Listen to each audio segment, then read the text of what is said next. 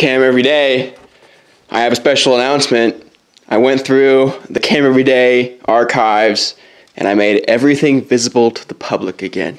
Yes, you can relive the adventure once again by clicking the video tabs and going all the way back through all the videos I've ever made.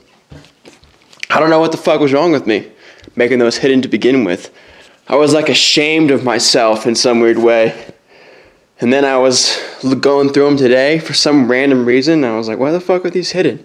These aren't so bad.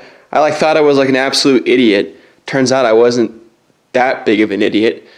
And I'm actually kind of like proud of a lot of the things I've done, which is kind of nice to go back. I don't know what's going on with me internally, something positive and something good.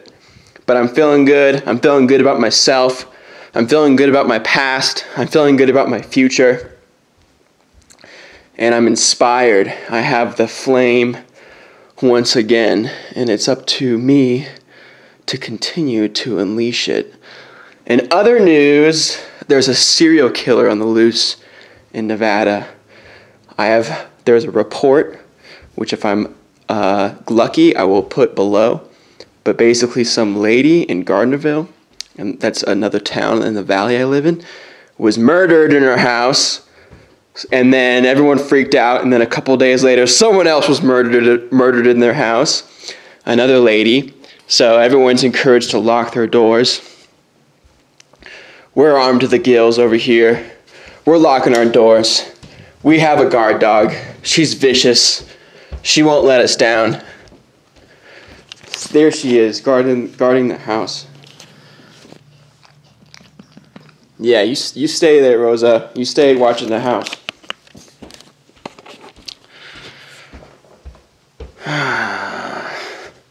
I was also looking back, and I was like, man, Cam Everyday was way funner to make when I had my family around, and they were all more tolerant of my antics, and I had more friends around, and they were all more tolerant of my antics. The family was the big thing, though, looking back. Like, I was pretty mean to some of my family. I think it was just for entertainment, and they all knew I wasn't like a total jerk all the time.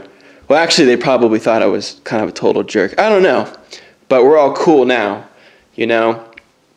I even one time was up telling Phoebe, I was like, hey, Phoebe, I feel really guilty about all the times I've been such a jerk, an older brother, and teased you so much.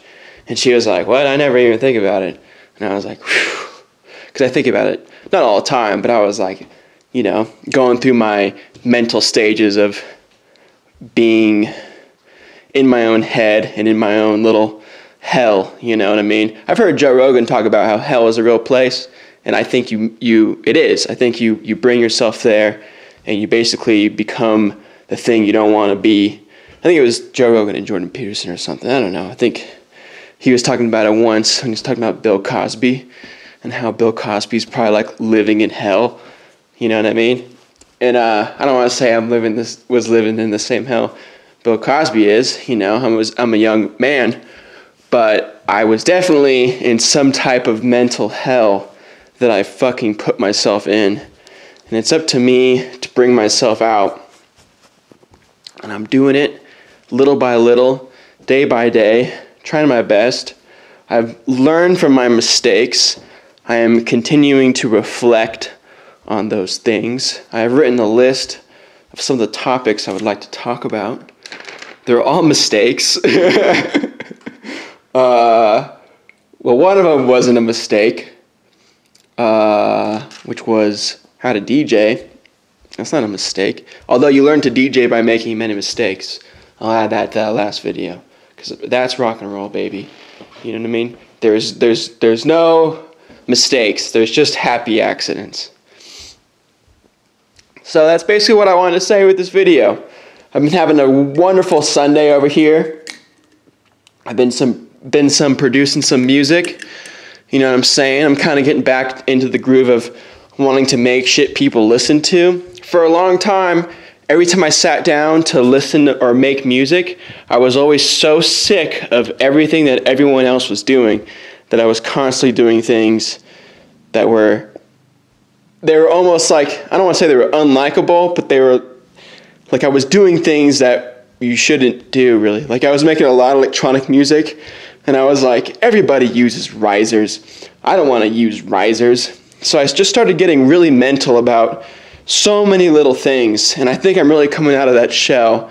And I want to say it takes a long time to come out of that shell, because I feel like it's definitely not an overnight thing, but I don't know what's going on. I feel a lot better every single day, and it's pretty miraculous in a lot of ways.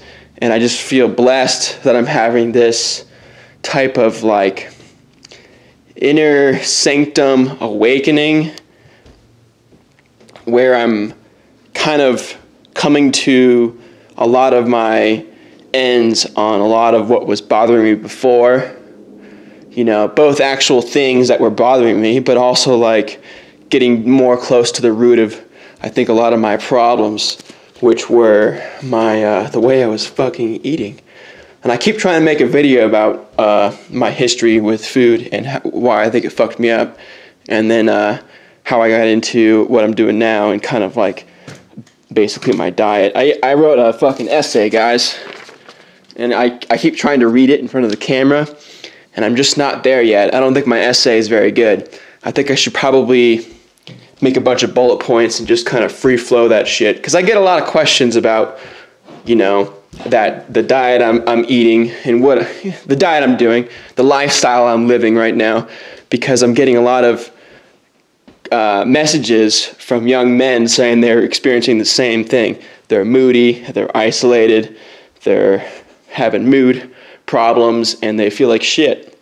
And they don't know what's wrong, and I think what you're eating could really bring the life in or out of you or back into you. I really think that. I think when you're younger, it doesn't fucking matter. Because when I was younger, I lived off ice cream and cereal and all that jazz, and I felt fine all the damn time. You know? I don't think I ever... Hey, my mom's calling me. But I'll check in with you guys later. Thanks for watching. Bye.